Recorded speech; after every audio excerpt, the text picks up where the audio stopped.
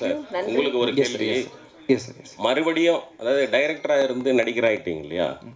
இப்போ மறுபடியும் வந்து நீங்கள் டைரக்ஷன் பண்ணணும், நாம சேர்ந்து பண்ணணுன்ட்டு விஜய் ஆண்டனி சார் சொல்லிட்டாரு.